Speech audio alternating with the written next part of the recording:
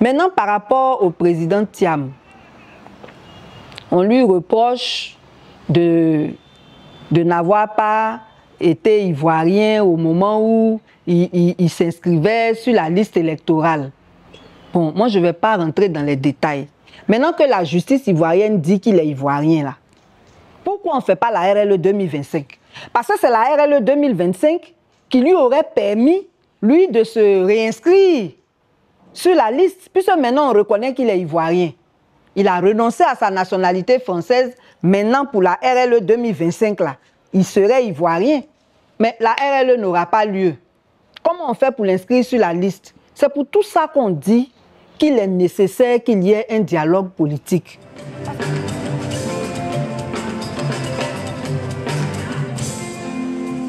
Oh, il y en a plusieurs. Il y en a plusieurs. Vous savez qu'on est dans le domaine de la défense des droits humains. Donc, toutes les violations qui ont eu lieu récemment, nous en avons parlé, comme l'arrestation de Assis Dugari. Il y a des abus aussi au niveau des membres même de la société civile, comme ceux de Côte d'Ivoire consommateurs aussi qui ont été arrêtés récemment. Donc, il y a tout ce qui est injustice, tout ce qui est abus. Et puis, il y a aussi évidemment l'actualité politique. Voilà, on a beaucoup abordé la question sur la RLE. On a même créé une rubrique dans le cadre de nos mardis qu'on appelle Élections, parlons-en. Dans le cadre de cette rubrique-là, nous débattons des sujets d'actualité en rapport avec les élections, nous donnons nos avis. Voilà. Bon, ses amis nous disent qu'il va bien. Mais en fait, ce n'est pas à nous de mener des démarches pour sa libération. C'est un syndicaliste. C'est dans le cadre de ses activités syndicales qu'il a été arbitrairement arrêté. Donc nous, en tant que défenseurs des droits, nous dénonçons le caractère arbitraire de son arrestation qui n'a pas été conventionnel. On est arrivé chez lui, on a cassé sa porte, on l'a emporté devant sa famille. Dans un état normal, on lui aurait envoyé une convocation. Ça, c'est la première chose. L'autre chose, c'est que il ne fait pas partie des meneurs en première ligne de cette lutte. On ne comprend pas pourquoi on laisse les meneurs et c'est lui on pend. Cela dit, le droit syndical et le droit de grève sont consacrés par la Constitution. Donc, dans l'ensemble, aucun d'entre eux n'a rien fait de mal puisqu'ils ont respecté la procédure. Donc, il n'y avait même pas lieu d'arrêter qui que ce soit. Donc, nous, on dénonce, mais ce sont à ses amis de mener des démarches, de mettre les pressions qu'il faut pour qu'on le libère. Bon, ils sont les mieux placés pour répondre. Je sais qu'il y a une assemblée générale le 6 mai, mais avant ça, il y a eu des rencontres avec les membres du gouvernement, rencontres au cours desquelles ils ont demandé la libération de leurs camarades. On leur a opposé la séparation des pouvoirs, alors qu'en réalité, il n'en est rien sur le terrain. Quand ça les arrange, on viole la séparation des pouvoirs. Donc on peut aussi le libérer si on le veut. Donc, on attend tous impatiemment l'AG du 6 mai. Mais si moi, j'avais été à la place de ses amis, on n'aurait pas repris les cours tant qu'il ne serait pas libéré. Parce que je ne sais pas ce qu'il a fait de plus que ceux qui sont en liberté pour que lui, il soit jugé au point de lui donner 2 ans d'emprisonnement. Bon, il faut dire que comme nous sommes dans un pays où on n'aime pas respecter les principes, c'est pour cela qu'il y a des problèmes. Sinon, il est tout à fait normal que quand quelqu'un ne travaille pas, on fasse des ponctions. Mais les ponctions doivent être proportionnelles au nombre de jours non travaillés. Ça ne doit pas être abusif. Alors que dans le cas de ces enseignants-là, il y en a qui ont vu tout leur salaire suspendu, notamment les premiers responsables syndicaux. Et puis les autres, on a fait des ponctions d'au moins 10 jours, du tiers du salaire, ce qui n'est pas normal, parce qu'ils n'ont pas travaillé pendant 6 jours. Donc si on doit faire une ponction, ça doit être pour 6 jours. L'autre chose, c'est que systématiquement, quand ils reprennent, ils font des cours de rattrapage. Donc le fait de faire des cours de rattrapage témoigne de leur conscience professionnelle. Donc en principe, il ne devrait pas y avoir de ponction. Voilà. S'il n'y avait pas de cours de rattrapage, on pourrait le comprendre. Donc ces ponctions-là sont dans l'ordre des abus que l'administration commet. Et ce n'est pas la première fois. En 2019, il y a eu des ponctions, il y a eu des promesses de rétablissement qui n'ont jamais eu lieu. En 2024, pareil. Et encore cette année, on leur promet de rétablir les parties ponctionnées, mais rien ne prouve que ça va se faire. Non, la justice ivoirienne, elle va très mal et c'est très évident. Elle va très mal pour la simple raison que depuis les premières institutions de prise en charge que sont la police et la gendarmerie, il y a des abus jusqu'au haut de l'échelle. Et ça, on ne le dit pas pour le dire. Il y a beaucoup de preuves. Vous savez certainement que on arrête les gens à tout bout de champ. Il y a des affaires qui pouvaient se régler au niveau du commissariat ou de la gendarmerie qui s'en vont au parquet. On aurait pu éviter ça, d'autant plus que les capacités de nos prisons sont dépassées. Il y a une surpopulation carcérale. Donc déjà, il y a une injustice au niveau de la façon dont on prend les affaires en charge. Il y a des affaires qui ne méritent pas d'en arriver à la prison, on va à la prison. Il y a des personnes aussi qui sont en détention préventive, des milliers de personnes qui sont en détention préventive abusive. Parce que la détention, là, elle est encadrée. Si les gens ne le savent pas, en prison, on a les prévenus et puis on a les condamnés. Les condamnés, c'est les personnes qui ont été jugées, qui purgent leur peine, qui attendent d'épuiser leur peine pour sortir. Mais les prévenus, c'est des personnes qu'on maintient en prison en attendant de les juger. Et c'est encadré par la loi. Normalement, si vous êtes là-bas pour un délit qui est traité en correctionnel, on ne doit pas excéder 18 mois. Si vous êtes là-bas pour un crime, on ne doit pas excéder 24 mois. Mais il y a des personnes qui ont fait plus de 10 ans en prison sans jugement. Il y en a plein. On était là-bas, on les connaît, il y en a qui sont encore là-bas. Donc, il y a des abus à ce niveau, c'est un dysfonctionnement de la justice. Il y a aussi l'ingérence de l'exécutif dans la justice. Quand il y a un problème que l'exécutif a avec un individu, on appelle, on emprisonne des gens vraiment à tout bout de champ, même pour des sujets qui n'en valent pas la peine, même pour des actions qui ne constituent pas des délits, voilà, comme ceux qui ont fait la grève. Ce n'est pas un délit que de faire la grève, c'est un droit. Voilà, quand on a respecté les procédures pour aller à la grève, il n'y a pas de raison qu'on emprisonne quelqu'un. Quand quelqu'un veut manifester, normalement c'est un droit constitutionnel qui n'est pas soumis à autorisation. Mais notre justice va tellement mal que même le code pénal a été modifié et rendu anticonstitutionnel. Parce que pendant que la Constitution nous demande juste de déclarer cela à l'autorité, le code pénal nous exige une autorisation. Donc, il ne devrait pas y avoir de contradiction entre certains textes, la Constitution étant au-dessus de tous ces textes. Donc, notre justice va très mal. Et si on veut en parler, franchement, on ne va pas en finir. Mais il y a des abus à tous les niveaux, vraiment à tous les niveaux. Et c'est inquiétant parce que ça met les citoyens dans une insécurité totale. Non, pas du tout. Pas du tout, puisque y a beaucoup d'exemples. La liberté en général même n'est pas garantie. Parce que le droit de manifester pacifiquement est constitutionnel, mais on peut le remarquer, il n'y a que les militants du RHDP qui sont autorisés à manifester. Tous les autres, on interdit systématiquement. Et si vous insistez, c'est la prison.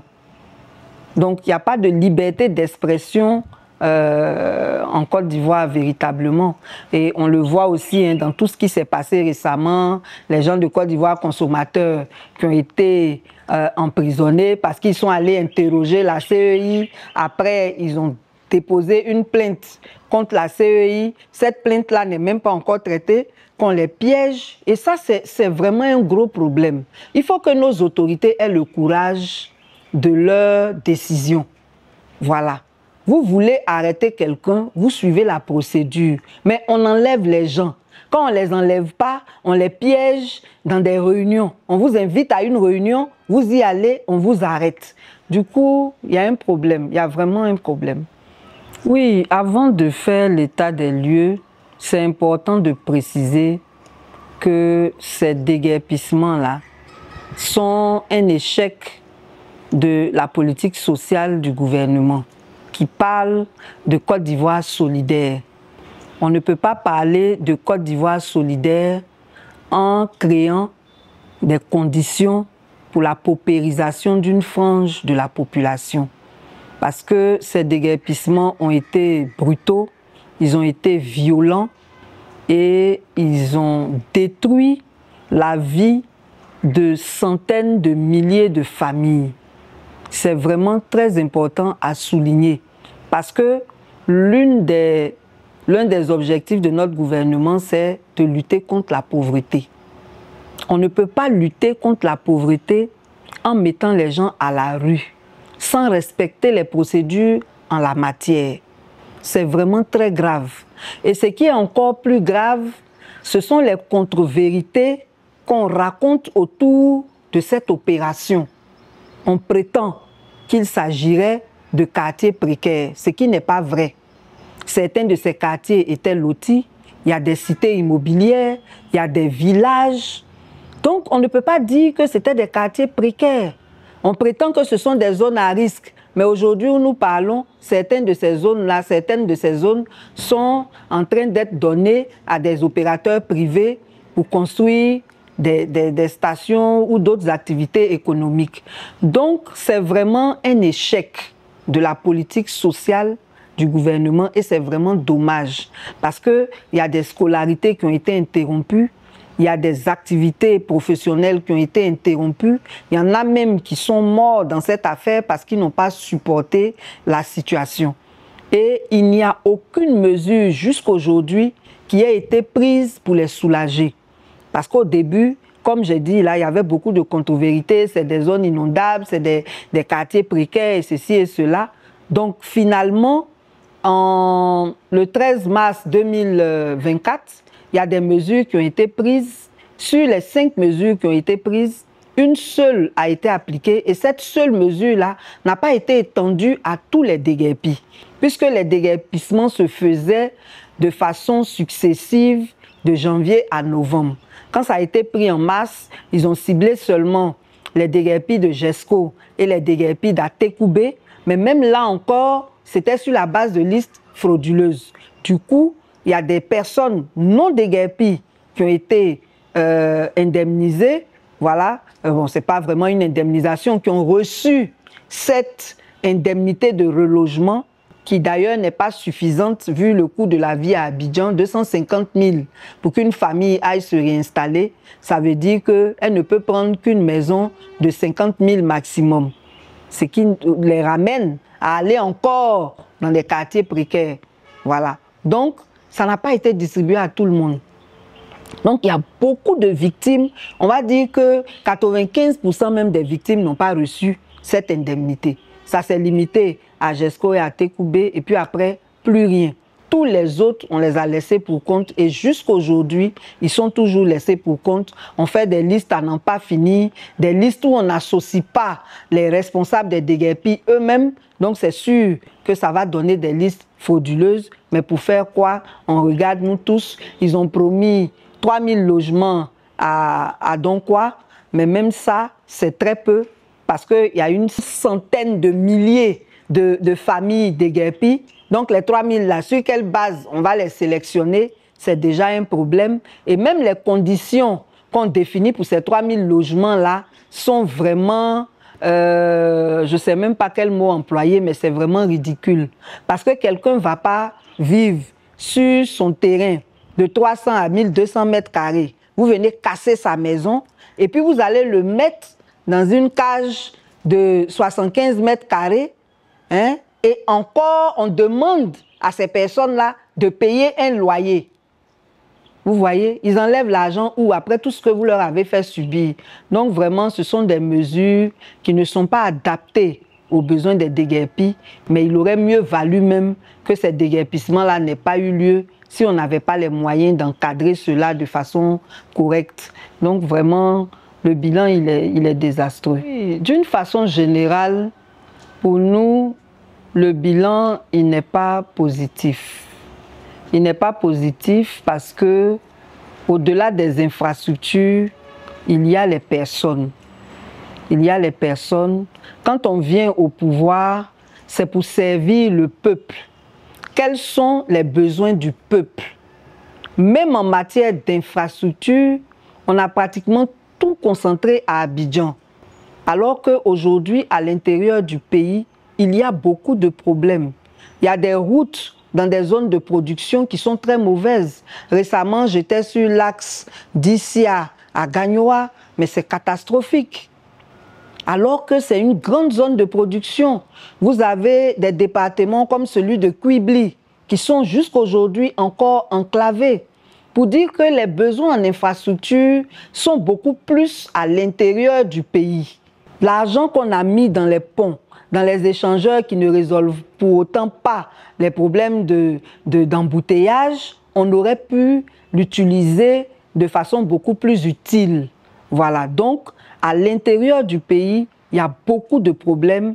Il n'y a pas de route, il n'y a pas d'eau potable, il n'y a pas de centre de santé, il y a beaucoup de problèmes. Donc pour nous, même au niveau des infrastructures, il aurait fallu tenir compte des besoins des populations. Ce qui a été fait est bien, mais ça aurait pu être plus utile. Ensuite, au niveau social, on vient de parler des déguerpissements. Mais il n'y a pas que les déguerpissements qui ont accru la pauvreté. Il y a le fait même que la politique gouvernementale n'a pas su adresser le problème de la cherté de la vie. Chaque fois qu'il y a une augmentation du carburant, on augmente le transport. Mais quand il y a une baisse du carburant, comme ça a eu lieu récemment, il n'y a pas de baisse du transport. Il n'y a pas de baisse du transport. On annonce des mesures pour lutter contre la cherté de la vie. Ces mesures-là ne sont pas appliquées. Donc, il ne suffit pas de les annoncer. Il faut qu'il y ait un impact sur le terrain. Ça veut dire que les dispositions ne sont pas prises pour que ces mesures soient appliquées. Mais le plus grave même, c'est que les mesures ne sont pas réalistes. Il y a un exemple que j'aime souvent donner, c'est celui du sucre. Si le sac de 50 kg de sucre coûte 56 000 et qu'on demande aux commerçants de vendre le kilo à 950, là même ils sont descendus à 800. Mais il faut que cela soit logique. À combien le commerçant prend son sac pour que vous lui demandiez de... Ce n'est pas un philanthrope. Lui veut faire des bénéfices. Donc quand vous prenez le sac de 50 kg à 56 000, ça vous donne 1112 francs. Et puis on dit de vendre ça à 950 francs. Donc du coup, c'est juste des effets d'annonce. On ne tient pas compte des réalités des commerçants, encore moins de celles des populations pour prendre des décisions. Du coup, c'est inopérant. Et donc, la cherté de la vie s'accroît. En milieu rural, c'est encore pire parce qu'il y a des zones où les plantations de cacao ont été décimées par une maladie qui s'appelle le swollen shoot. Le swollen shoot. Et donc, là-bas, c'est vraiment catastrophique. Les populations n'ont rien. Donc, cette croissance à 2 chiffres dont on se vante au niveau macroéconomique n'est pas perçue par les populations dans leur quotidien. On parle de croissance, mais le peuple souffre. Donc, ce bilan-là, pour nous, il n'est vraiment pas positif. Il n'est pas positif. Il aurait vraiment fallu tenir compte des besoins réels des populations pour définir toute la politique gouvernementale afin que vraiment tout le monde puisse être satisfait. Même si on ne peut pas satisfaire tout le monde, que la majorité témoigne de ce qu'il y ait des choses qui aient changé positivement dans leur vie. Avant même de parler de la CEI, il est important de relever un fait qui est très triste. On connaît l'histoire de notre pays et on sait que c'est à coup de décisions politiques que le président actuel est arrivé au pouvoir. Maintenant qu'il est au pouvoir, il durcit tout au point de créer lui-même les conditions d'une nouvelle crise. Voilà. On a eu beaucoup de dialogues politiques. Le dernier dialogue a pris fin en mars 2022. Après, il n'y a plus eu de dialogue.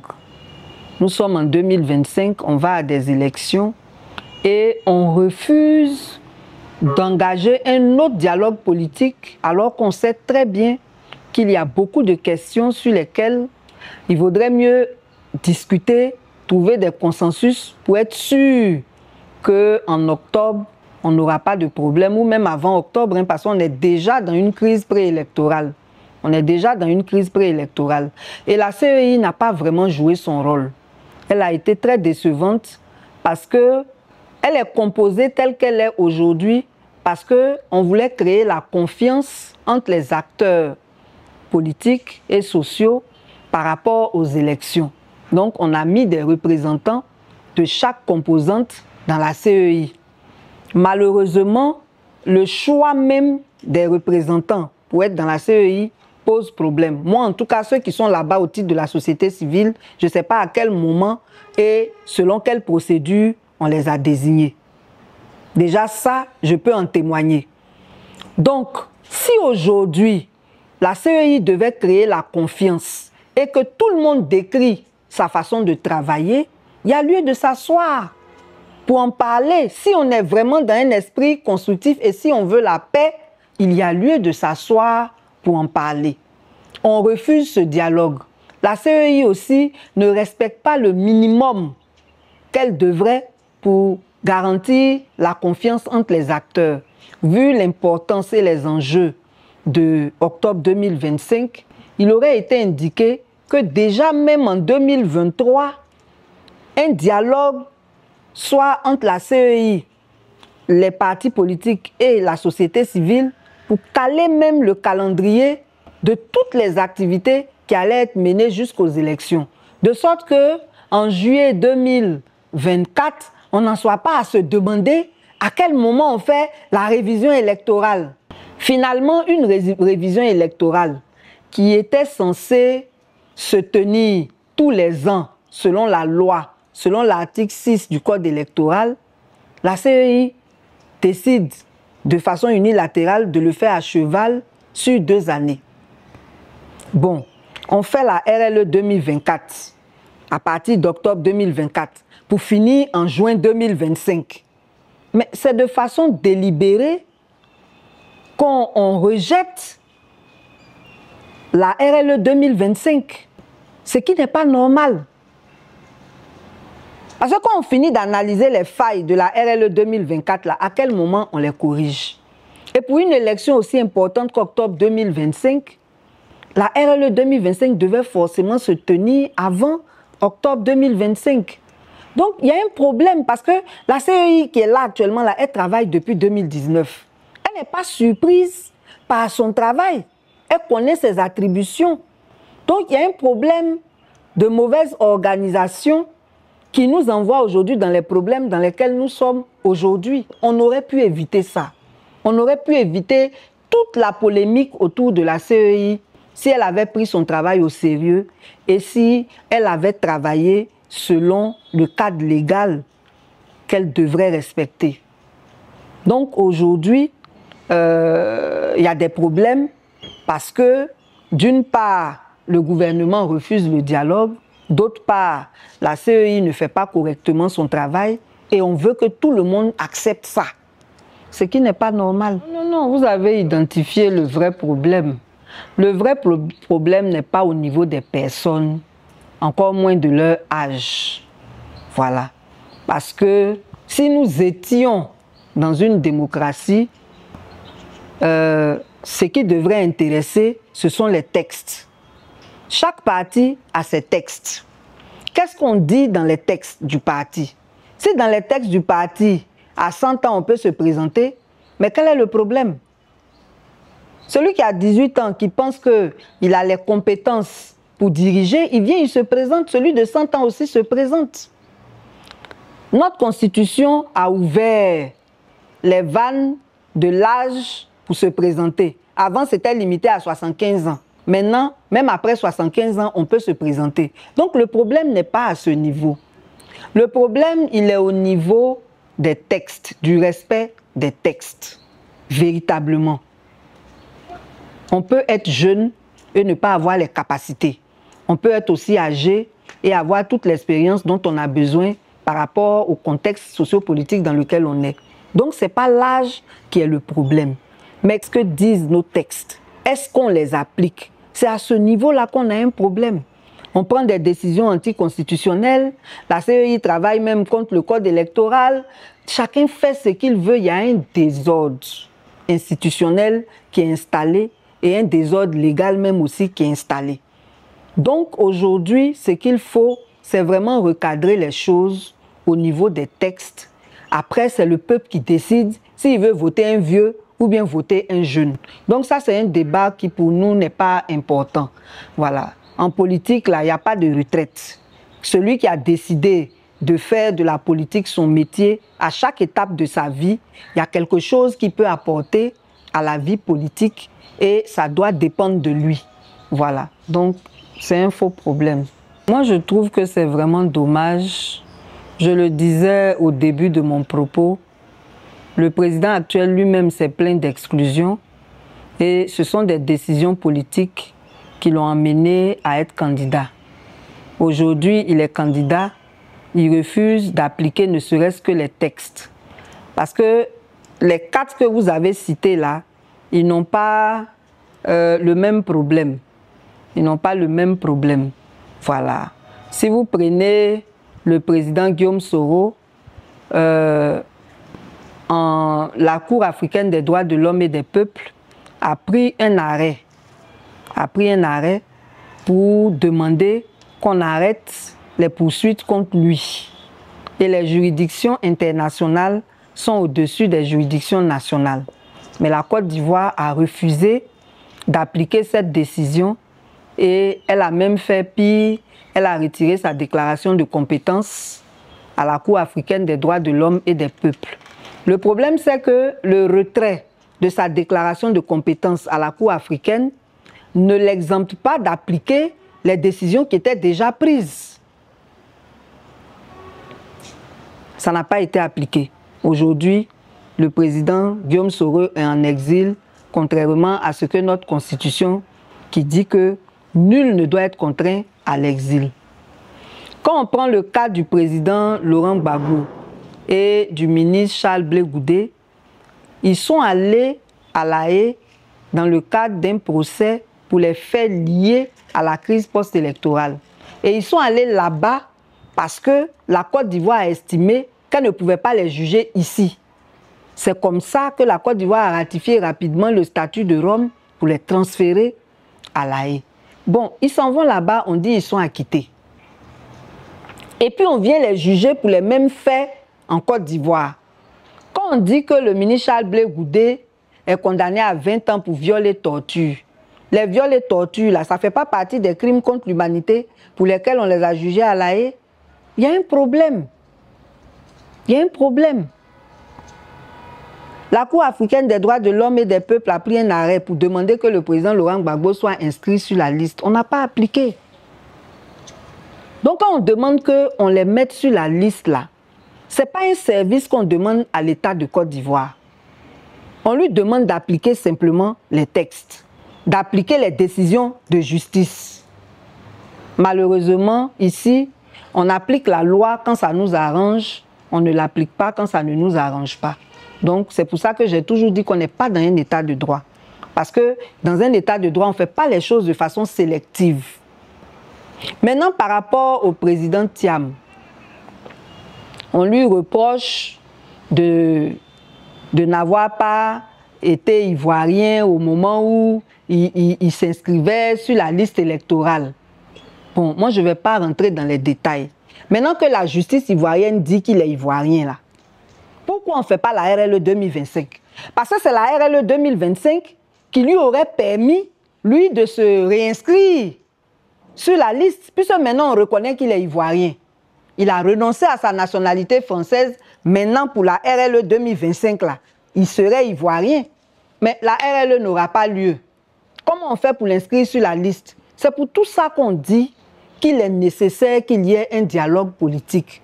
Parce que tout ça, ça relève des injustices. Ça relève des injustices. Si on ne fait pas la RLE 2025, on fait de l'exclusion de candidats, mais on fait aussi de l'exclusion d'électeurs. Parce que quand dans la RLE 2024, on dit qu'on prend tous les mineurs jusqu'au 1er mars 2025 là, mais ceux qui sont nés entre mars et octobre, qui auront aussi 18 ans là, eux, ils n'ont pas été pris en compte. Donc, il y a un problème. Il y a un problème.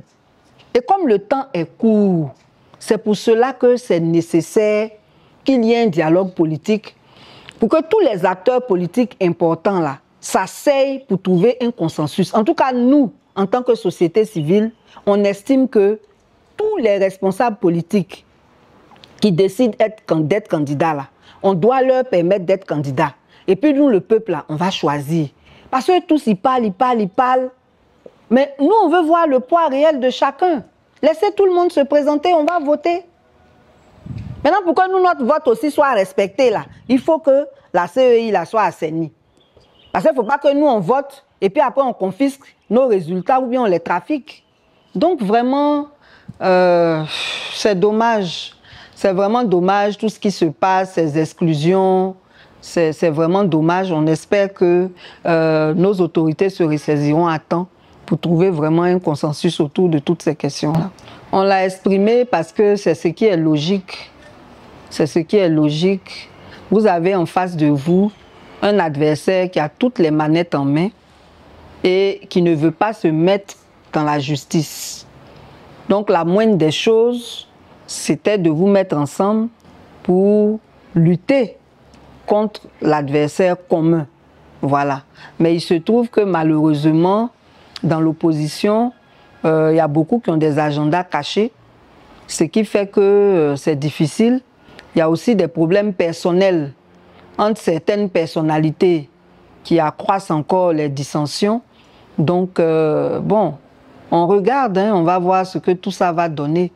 Sinon, l'idéal aurait été que l'opposition fasse bloc. Il y a un bloc qui est Cap Côte d'Ivoire, il y a un bloc qui est PPACI.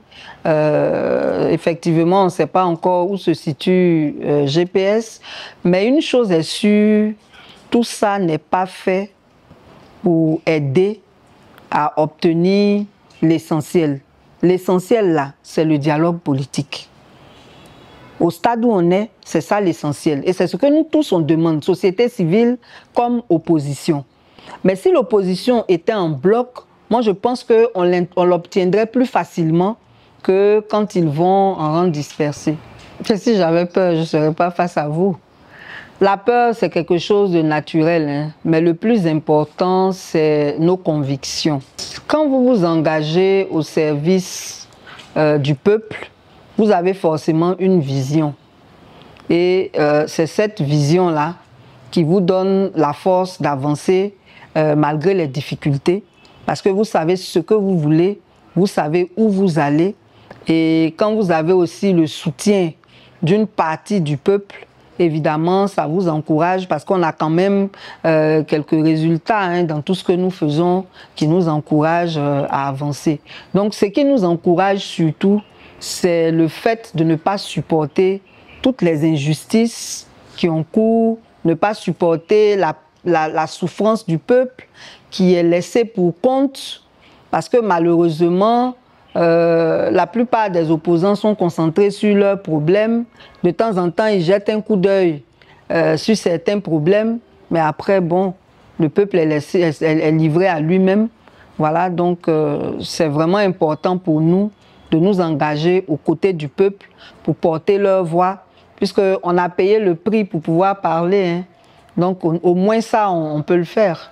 Voilà, donc on le fait en espérant que ça ne tombe pas dans les oreilles de sourds. En fait, c'est le contexte qui pousse à certaines décisions. Sinon, de façon, on va dire, de façon classique, la société civile n'a pas pour rôle de briguer le pouvoir. Le rôle de la société civile, c'est d'être l'arbitre, c'est de contrôler l'action publique, d'applaudir quand on doit applaudir et de dénoncer quand on doit dénoncer, tout en faisant des propositions. Donc, le poste politique qui est dans cette logique-là, c'est le poste de député. C'est ça qui est dans la logique du travail de la société civile, puisque le député porte la voix du peuple. C'est pour cela que, bien qu'étant élu dans une circonscription, après on dit député de la nation. Donc, en réalité, nous, on fait le travail des députés sans être dans leur casquette, sans porter leur casquette. Donc, un acteur de la société civile qui est engagé comme nous, ce qui serait logique, c'est qu'il cherche à être député, surtout quand on est dans un contexte où le droit n'est pas respecté, où les libertés ne sont pas respectées. Ça donne un peu plus de sécurité à cette activité. Parce que nous, aujourd'hui, là, on se lève, on dissout nos associations, on prend les lois qu'on veut contre nous. Les lois se prennent où? À l'Assemblée nationale. Donc la logique serait que nous y allions pour prendre des bonnes décisions en faveur du peuple, pour défendre les intérêts du peuple. Donc logiquement, c'est là que devrait aller un acteur de la société civile ou encore au Conseil économique et social. Voilà. Mais quand on est dans un contexte où toutes les institutions démissionnent, comme le cas où on est actuellement là, toutes les institutions sont en dysfonctionnement. Elles ne respectent pas leur rôle. Quand on est dans un tel contexte, un acteur de la société civile qui en a les moyens peut décider de briguer aussi la présidence pour chose. Moi, personnellement, si j'en avais les moyens, je me serais présenté. C'est juste un problème de moyens. Si je trouve un financier, je me présente tranquille. Puisqu'on est là, on parle, on ne nous écoute pas. Pourquoi nous-mêmes, on ne va pas aller là où on décide? Notre rôle n'est pas seulement que de parler. Quand on vous écoute encore, ça va, mais quand on ne vous écoute pas, c'est parce qu'on n'a pas les moyens. Sinon, on se serait présenté sans problème. C'est au peuple de choisir. C'est au peuple de choisir. Oh, on n'en serait pas surpris, hein. On n'en serait pas surpris, puisque c'est ça qui est la solution aujourd'hui, de radier tous ceux. Peut-être que Assalé même sera radié bientôt aussi. On attend pour observer. Mais c'est vraiment dommage, quoi, parce que ça ne rend pas le jeu politique sain. Et c'est vraiment dommage. Parce qu'en principe, on doit créer les conditions d'une élection saine et c'est au peuple de choisir qui ils veulent. Oui, M. Assalé, c'est quelqu'un à féliciter. Il est à féliciter parce qu'il donne l'exemple. Personne n'est parfait, mais de tous les députés, c'est lui qui incarne le plus le rôle du député. Et donc, nous, en tout cas, on a beaucoup d'estime pour lui et on l'encourage dans sa carrière politique. Je ne me suis pas encore prononcée sur l'affaire Komé Bakary parce que je suis en train moi-même de faire mes enquêtes et je n'ai pas encore tous les résultats. Mais ce que je peux dire, c'est que le droit foncier urbain autorise les étrangers à avoir des parcelles. Du coup, sa nationalité n'est pas un problème. Le problème, c'est comment est-ce qu'il a eu ces terres. Et pour avoir des terres chez nous, ici, en milieu urbain, la responsabilité des communautés villageoises et celle du ministère est très engagée. En tout cas, leurs responsabilités sont très engagées. Donc, j'attends d'avoir tous les éléments et puis je me prononcerai aussi sur cette question. Mais il ne faut pas rester dans l'émotion. Il faut vraiment avoir toutes les données pour pouvoir dire ce qui est réellement. Parce qu'on peut tirer sur des personnes alors qu'en réalité, elles sont dans leurs droits. Non, on rit, mais franchement, le climat n'est pas rassurant.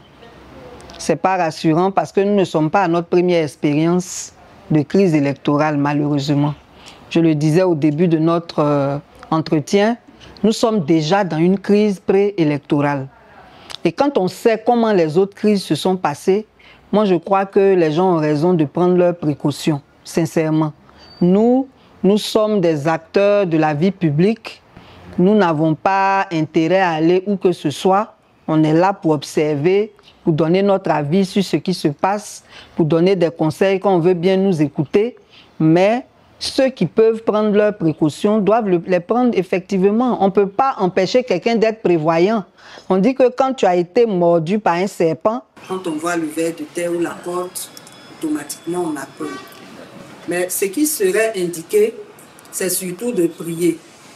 Chacun selon sa chapelle religieuse, pour que nos autorités reviennent à de meilleurs sentiments par rapport au dialogue. Parce que toutes les crises, même les guerres mondiales, se sont soldées par des négociations. Donc le mieux serait que des négociations soient faites avant que le pays n'arrive, parce que quoi qu'il arrive, on va toujours négocier. Donc que tous les Ivoiriens prient pour que la sagesse habite nos autorités, parce que l'initiative du dialogue ne peut venir que du parti au pouvoir. Voilà. Donc que la sagesse les habite pour que ce dialogue-là soit fait à temps afin d'éviter encore une autre crise électorale. Moi, j'écoute toutes les musiques qui sont de bonne facture. Je n'ai pas de genre musical qui me plaît plus qu'un autre. On écoute la musique selon ses humeurs, selon le contexte où on est. Mais évidemment, par rapport au combat qu'on mène, on aime beaucoup les artistes engagés comme les Pat Sako parce qu'on se retrouve dans ce qu'ils disent. Bon, il y avait les salopards, malheureusement, ils ne chantent plus. Parce que malheureusement, tous les maux qu'ils dépeignaient, depuis qu'on est petit, là, ce n'est pas encore résolu. Hein. Problème d'ordure, de politique, tout est encore là. Donc c'était vraiment des visionnaires. Voilà, je n'ai pas beaucoup d'artistes préférés. Hein. Comme je dis là, j'aime tout. Mais si je dois avoir des artistes préférés, ça sera vraiment ceux qui sont dans la musique engagée, Suspect 95, tous ceux qui dépeignent en tout cas les mots sociaux. Il y a un slameur qui s'appelle aussi l'étudiant. J'aime en tout cas tout ce qui est satirique. Non, avant, j'aimais beaucoup le football. J'ai fait un peu de football féminin jusqu'à l'université. J'étais une bonne attaquante. Mais encore, c'est mon côté soif de justice qui a fait que je n'ai plus aimé le football. Parce que quand il y a eu la Coupe du Monde de 1990, j'ai été choquée par l'élimination du Cameroun. Je me suis dit, mais si on fixe des règles qu'on ne peut pas respecter, ça sert à quoi? C'est comme ça que je me suis désintéressée du football. Donc actuellement, j'aime bien la marche, j'aime bien la natation. À la télé, j'ai pas trop le temps pour regarder la télé. Sinon, on a tous suivi la CAN. Mais ça fait plus partie de mon sport favori. Parce qu'on triche là-bas. Dans l'ancienne génération, c'est notre Drogba national qui a marqué tout le monde. Hein. Et puis dans la nouvelle génération, j'aime bien Adengra. Ben, je voudrais vous remercier pour le travail que vous faites. C'est vraiment important de rendre l'information accessible au peuple. Et donc, félicitations pour ce que vous faites. Et puis, je voudrais vraiment revenir sur la situation socio-politique parce qu'on est vraiment inquiet. On est vraiment inquiet. En tout cas, moi, je demande pardon aux autorités d'organiser ce dialogue politique. Ça va nous libérer, nous tous. Ça va permettre de trouver un consensus qui fasse qu'on puisse encore épargner des vies. À ça, à la lutte où on va là, on est vraiment inquiet. On est vraiment inquiet.